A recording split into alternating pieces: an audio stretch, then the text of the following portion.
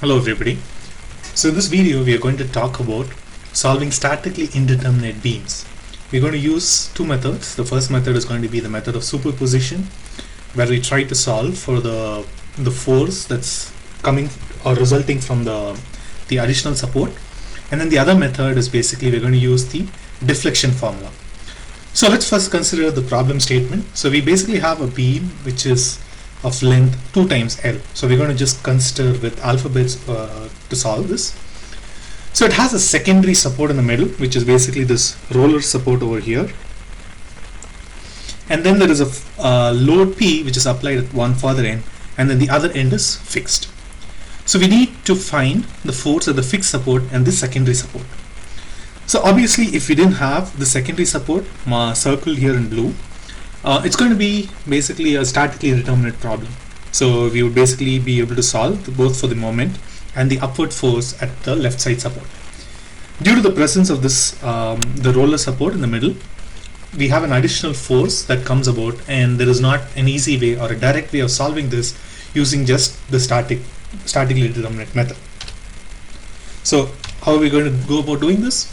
So first, if we consider the free body diagram, what we've basically done is taken out the support at the left side and replaced it by a moment M and a force F1, and then we've taken out the support at the middle point denoted point A, and then we replace that by a force F2 upwards. So more generally we just assume the force is to be upwards, and if we solve and get the sign to be negative, that basically implies the actual force is a downward force. And so once we have that, so note that the horizontal force is 0 because there is no external horizontal force. So we basically neglect or do not consider the horizontal force at the left side support. We basically have three unknowns: the F1, which is unfortunately written as Fy here, and the moment at the support, which is basically the left side support, and we have F2, and we only have, so we basically only have left with two equilibrium basically for the vertical equilibrium, which gives us one equation, and then the moment equilibrium of the point O or any point of our choosing. Hence the problem is statically indeterminate. So notice that if we actually do any combination, we still get up with the same set of equations. So we could try adding one of the forces, or if we take the moment equilibrium first at point O and then at point A, they basically would give the same set of equations considering also the vertical equilibrium.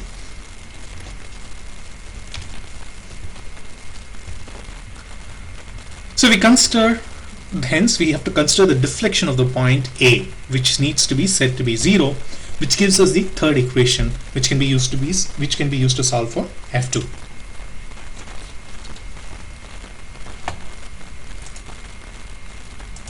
Excuse me.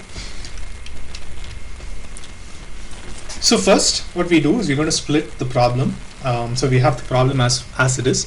So what you have done basically is remove the constraint and then assume we are applying an unknown force or a algebraic force of which is basically denoted by F2. So what we basically done is basically put a force here. So what we do is we first only consider, we basically split the problem into two parts. So basically we consider the problem to have a superposition of two of these drawings.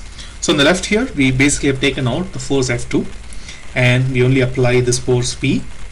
On the right here we basically taken out the force P and then we are only applying F2.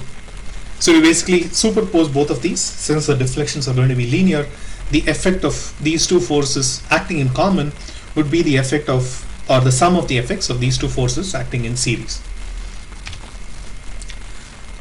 So the first thing we do is solve for case 1, which is basically having only the force P at the very end. So this, what we do is we basically look up table 14-2, page 741 in the Mott book, and notice that we've basically replaced the letter L by 2L because the length of the beam that we're considering is actually of length 2L. So when we basically have this force acting on the further end, we can do the moment, the shear force in the bending moment diagram. We basically get that the force F1 at the support is basically P, and the moment at the left support is basically 2 times PL. And then we basically also calculate the deflection. So y sub 1, which is basically minus px squared divided by 6ei times 6l minus x, and then we can basically use this formula to calculate the deflection at the left point. So this should be deflection at point B. We do the same thing, solve for case 2 where we apply only the force F2. When we apply a force F2 in the midpoint, basically the left side support force would be minus F2 and the moment resulting would be minus F2 times L. Again, we use the table in 14-2, page 741. Here we assume the A, little a, is basically equal to L, little b is equal to L again, and then the L used in the formula needs to be replaced by 2L again. So this basically gives us Y2 would be basically this part over here, which is basically F2 times x squared divided by 6EI times 3L minus x, if x is less than L, and then we get this bottom formula for basically this region over here. So this point is basically L. So we have one deflection formula for this point over here, and then for x greater than L, that's basically this point over here, or this region, you basically get a different deflection formula. The reason this happens is there is no longer a force F2 acting in this farther region, and the total deflection basically results entirely from the slope at this point over here. So basically you use the slope at this point and then multiply by the length. So basically this part here is basically the slope at the point, and then we multiply by the length as we go further, and basically we get, this is the formula that we get. So once we do that, we can basically calculate the y basically from the second case at point B, and we basically use, and then we get this formula as F2 L cubed by 3EI. So what we did previously was we calculated the force or the deflection at the point B due to just the load P acting on the further end, and now we calculated the deflection due to F2. So the total deflection of the point B would be due to the deflection of point case, the deflection Y1 at B plus the deflection Y2 at B, or basically this would be equal to minus 5 PL cubed by 6EI plus F2 L cubed by 3EI. If you recall previously, we basically assumed the point B was fixed. So basically Y at B, point B needs to be 0. So we equate this equal to 0, and then we solve. We basically get the F2 L cubed by 3EI needs to be equal to 5 times PL cubed by 6EI. When we solve this, we basically get F2 is 5 by 2P. So once we do that, we can use the previous set of equations, basically the vertical equilibrium, for which, or rather, so for each, if we apply just P, we get F1 at the support. If we just apply F2, we get a different load. So what we do, again, use superposition to add the two forces. And if you look at the previous slide, so we can basically figure out what F1 needs to be, and this becomes minus 3 over 2 times P. Similarly, calculate the moment, which basically becomes PL over 2. So if you look at it, it has a slightly interesting thing to it. Basically F2, the force acting in the middle support, is actually positive, which basically means it's trying to push it upwards. If you didn't have the support, P1, so let me just write this here. In the absence of support, no F2. So we basically would have F1 would be equal to P due to just basically the vertical equilibrium, and then M would be equal to P times L.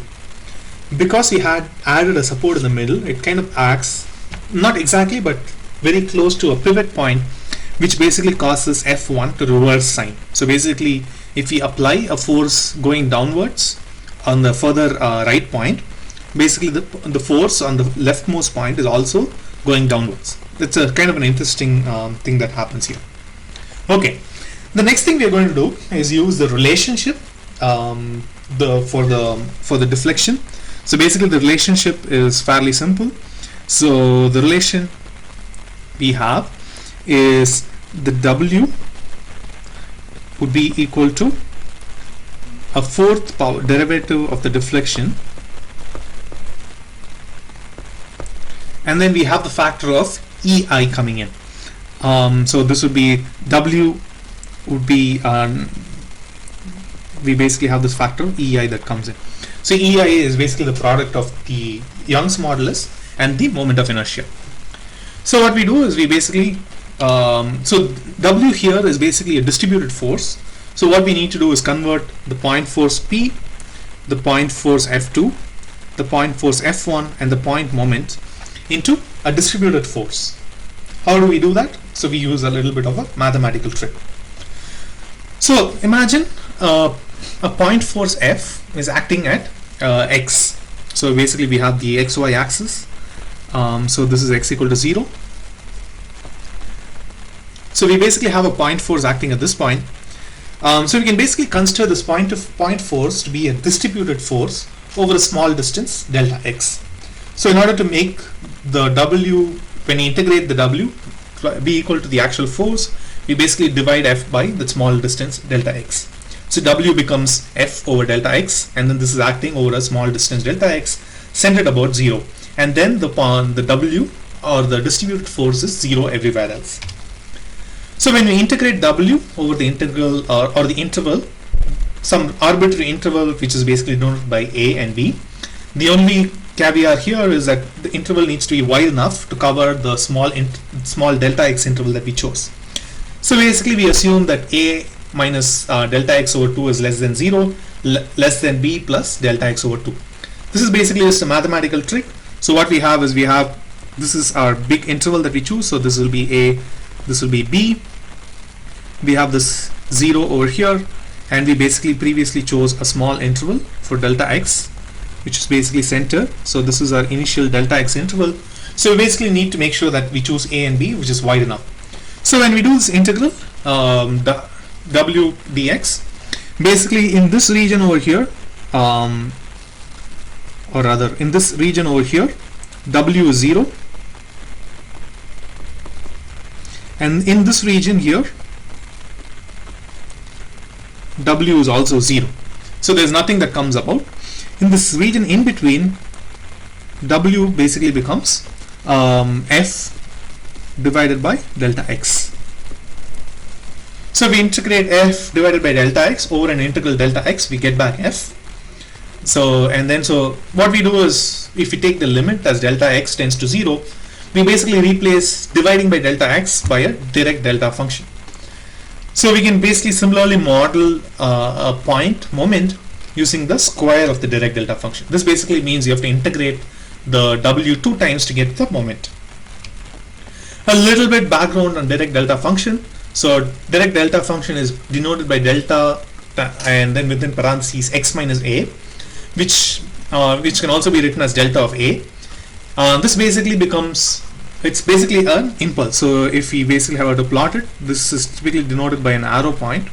This basically means that at the point A, or at the point X equal to A, the direct delta function basically goes to infinity, and everywhere else it's 0.